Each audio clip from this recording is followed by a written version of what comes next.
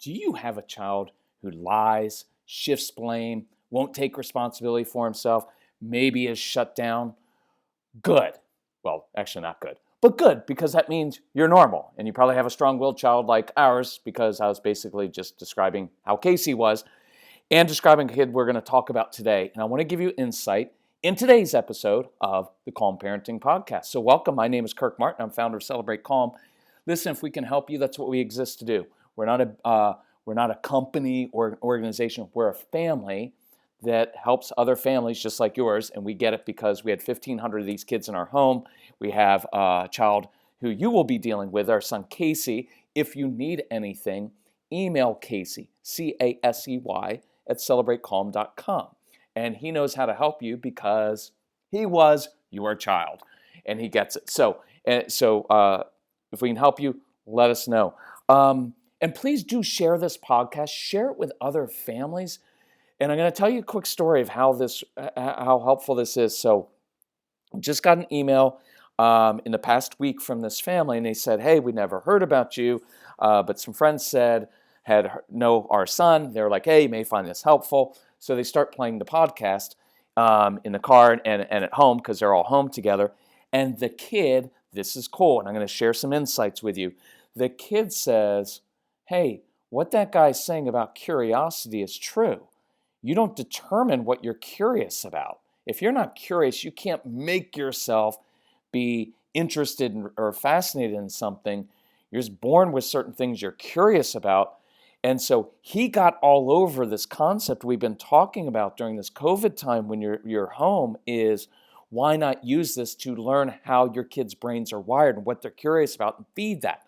So this kid, he's 9. And this is your kids. He starts going on our website. He's like, "Mom, Dad, they've got a curiosity camp. I want to do it." And so the parents are like, "Well, it's kind of expensive." And so the kid, and this is your kids, is it not? He says, "Well, I know that you just got a check from me from the CARES Act, and I would like to use my portion of that as if it's his to do this camp." And they're like, "Oh, how do we deal with this?"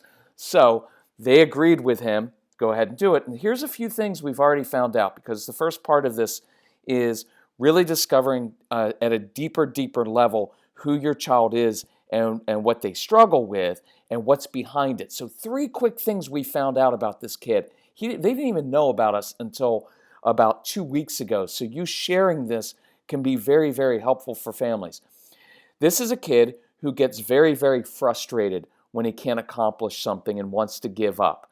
And so part of the insight in many of your kids is they get images in their brains. They picture things in their brains of what they want to do and what they want to accomplish, but it often exceeds their ability to actually create that vision, and then that will breed frustration, feelings of imperfection, like I'm not good enough. And so that's really a tough thing for these kids. Second thing, parents were like, "Well, he's kind of sneaky," because there's a confidential part of this, right? The kid doesn't get to hear all this. So the parents email me and we work through some of these things. They're like, "Well, he's kind of sneaky." And so what I replied back was, I think it's partly a desire to try and do things without an adult looking over his shoulder.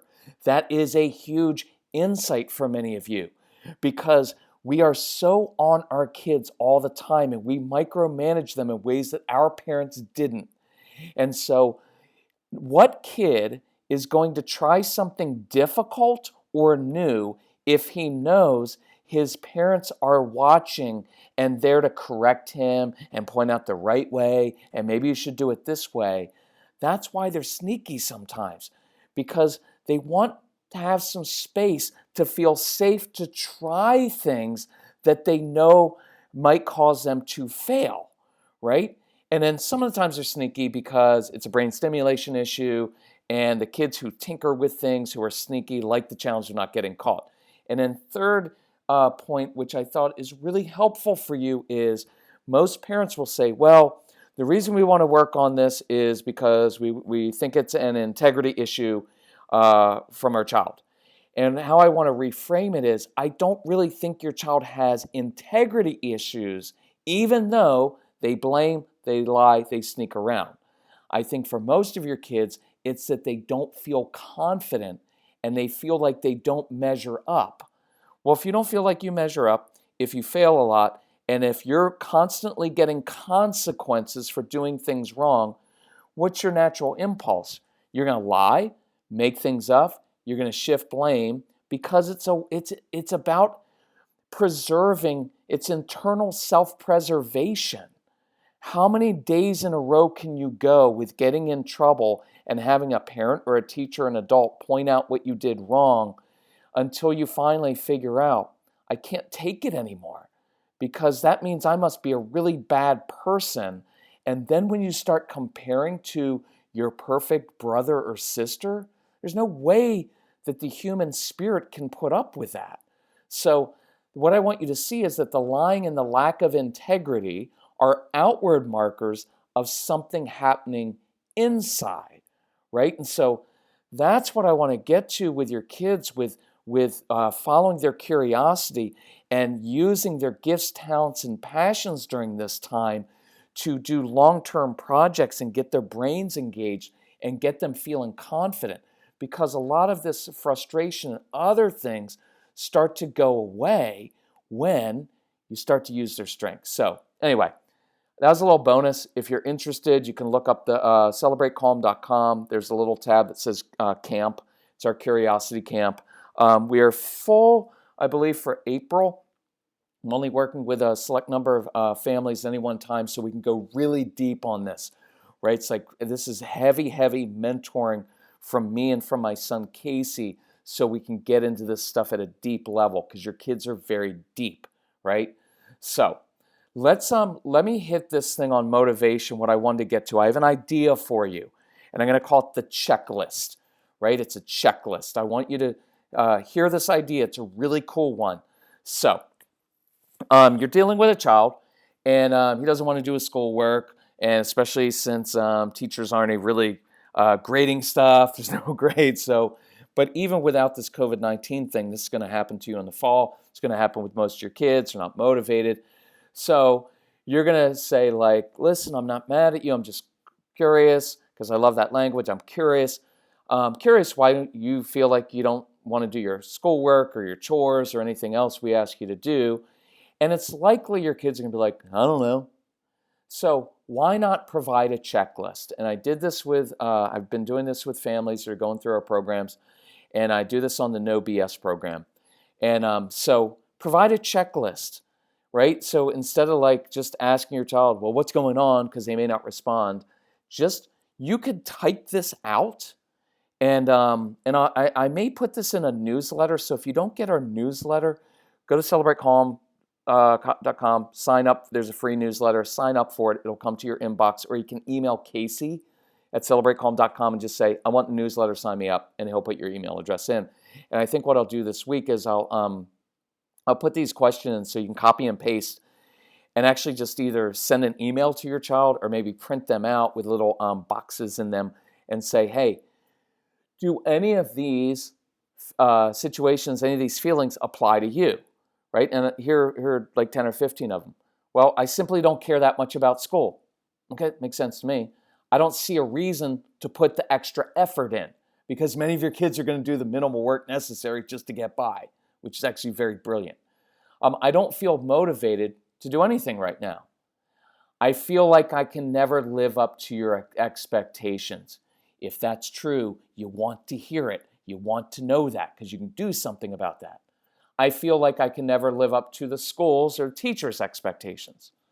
I've always been compared to my brother or sister, and I'm just not as smart as him or her. You want to find that out as well. It's one of the deepest feelings that human beings have had since the beginning of time. Cain and Abel. It caused one kid to kill his brother. And that has not changed throughout the history of mankind. Look, these things, we do just so you know, I do a Calm Christian Parenting podcast. So if you're a person of faith, listen to that. I go into a little bit deeper. But even if you just want to take these ancient stories as stories and metaphors that reflect human nature, then you do that and you find out that the first human being in a perfect place, a garden, got bored and decided to do the bad thing. Ate from the tree he wasn't supposed to go for. So that's what many of your kids are doing, right? They're bored, and so they decide to get the brain stimulation and do what they're not supposed to do. It's very much human nature, and many of you actually do that in your lives, why you procrastinate and why you self-sabotage yourself sometimes. And then what did that first human being apparently do? When he was caught, he lied and blamed it on his wife, right? Tell me where that has changed in human history. So what we're talking about here is understanding human nature. It doesn't change. Technology doesn't change human nature. In some ways, it just makes it more obvious and speeds things along a little bit. So I feel, here's some other things on this checklist. I feel incapable. Oh, you want to know that. I don't feel like I fit in.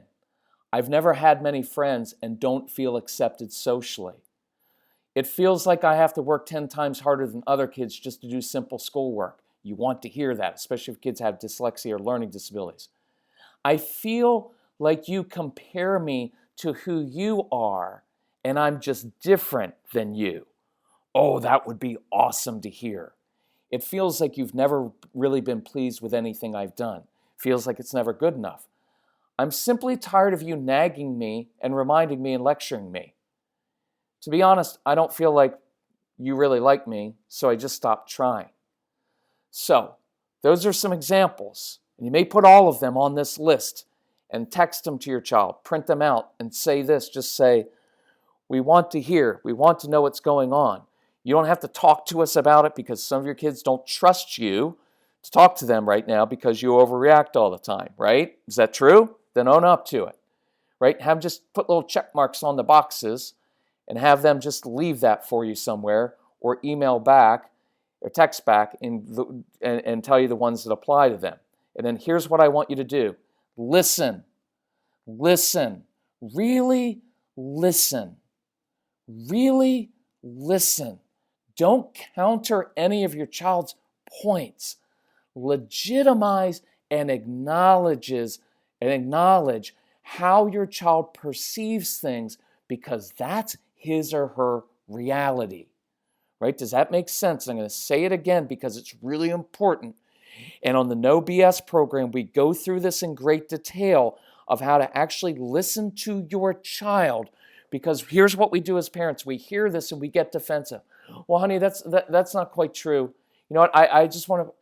And then we begin. It is the same thing that husbands do to wives. When wives tell a husband something, he's like, well, honey, you're just overreacting. You just didn't realize how many times, right? We do this all the time to other people in our lives because we get defensive. And that's a normal human thing to do to get defensive, but I want you to fight it because it makes things worse. So I want you to really listen and take it to heart. If your child feels this way, that's how he perceives things. That's his reality. And you have to deal with his reality because if you try to overcome that or dismiss it, he will shut down further and basically say, I tried to tell you what I was feeling, and once again, you don't listen, I'm done. And then you will just have lost your child, right? And we don't want that to happen, okay? And I had this written down, and I used some bad words because this isn't the Christian podcast version of the podcast, but I won't use the words. But I said, remember, you're the grown-up, so start acting like it. You're the grown-up. You're the grown-up. We're the adults, right? I know, but he's a child and he's being disrespectful. No, you gave him a list and he just happened to check off like 8 things, and that freaked you out. And I want it to freak you out at first, but what I don't want it to freak you out. I want it to be a little alarm bell inside that goes off and says, we've got a relationship problem here, because it always comes down to relationships, right? So listen, acknowledge it. So here's a response I got from this parents, and this is very telling, and I'm not picking on them because this is really hard when you're in the middle of doing this, right? You're in the middle of raising a strong-willed child, and you're 6 or 8 or 14 or 4 or whatever many years in. So they said, well, we found out that he was lying to us and using the computer to play games during the times he wasn't supposed to. Man, it's really hard to find consequences at the age of 13. And my response inside is, of course he's lying and sneaking his video games. It's his way of disappearing, of hiding, of connecting with his friends. And the truth is there are no consequences for this because it's much, much deeper. So I gave the parents this checklist and I said, discover this about your child. So here's what they found out. And this is cool. He told us that he's not good at anything and he does not feel accepted or that he belongs anywhere. He has a lot of friends, so that was surprising to us. And we can see that his video games provide a release of stress because he actually feels successful when he's playing video games. The hardest thing is controlling our own anxiety. That's so hard. And what I wrote back to them was bingo, bingo, bingo. That is what you need to focus on. It's not about consequences. It's about helping foster those internal needs. It's about building his confidence. Because watch, a confident kid who feels passionate about what he's doing, a confident kid who is following his curiosity. You don't have to do the curiosity camp. I put it on there. If you go to the page, I show you the process we use, right? So you don't have to do our camp. You can do it on your own. We just have a lot of insight can help you with this a little bit more. But you don't have to, we'll show you how to do it. But on the No BS program, I go through 25 action steps. And we've discounted that thing from $300 to $99. It is an invaluable tool of 25 action steps. The way I see it is it's $4 an action step that can completely change your relationship with this child. But watch this, a confident child doesn't shut down. A confident child who is using his gifts, talents, and passions to help or serve other people, right? Who feels good about himself because he's doing something he's good at, who's being acknowledged by other adults who are saying, man, you've got a gift in that area. You could do that the rest of your life. You can make some money doing that. See, a confident kid doesn't shut down. A confident kid doesn't have to blame other people. A confident child doesn't pick on his siblings out of resentment because he's too busy running his own little business, doing a service project, creating and making things, and following his curiosity to notice all these other things, right? It's also about your anxiety. So you've got to figure out what triggers you inside. What fears and anxieties come outside of you? That's an important step to take. But you just discovered some good insight about your child and how he's feeling. So you keep exploring there and reassuring him instead of feeding him your anxiety. Does that make sense?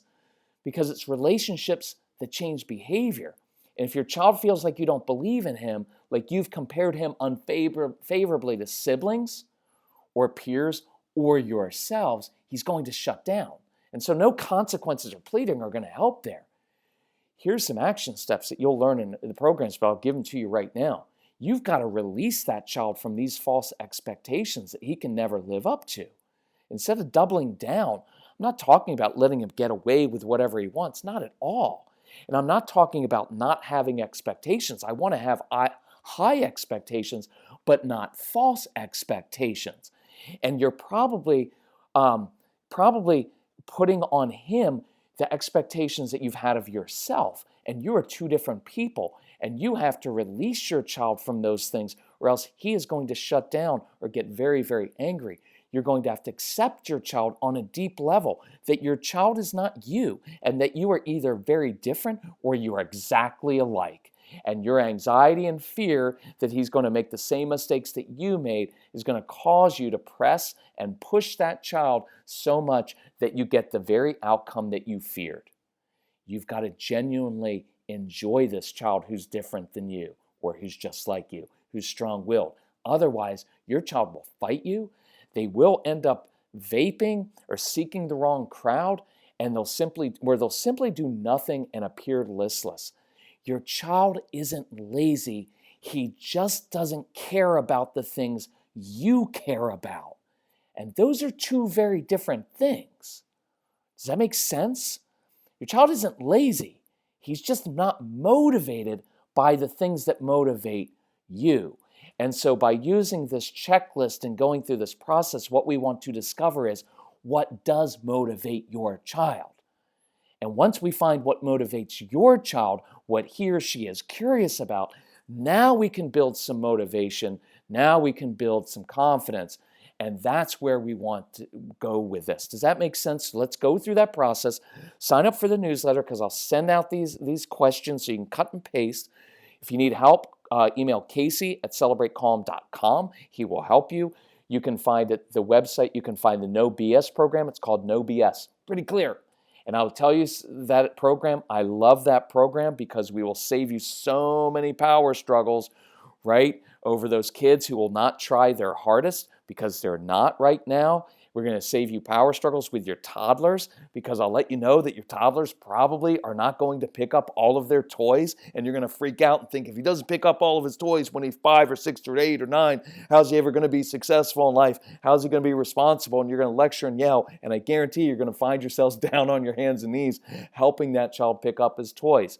And we'll show you how to get your kids doing their chores, but it's not going to be the rigid way you've always done it.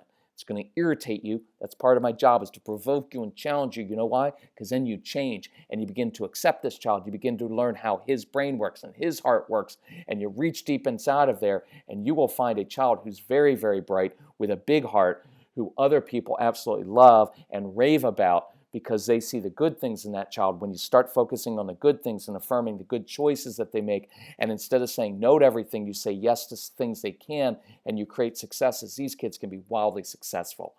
Thank you for joining us in this. Spread this news, spread the podcast, share the podcast. If we can help you in any way, let us know. But thank you for digging in, being honest with yourself, and being willing to change, because it's a really cool thing, because you're going to change yourself, you're going to change your entire family. And that's what we're about, is breaking generational patterns and creating a new family tree. And that's a pretty awesome endeavor to take on in life. That's really cool. So thanks for joining us on that journey. Let us know if we can help you, okay? Love you all. Bye-bye.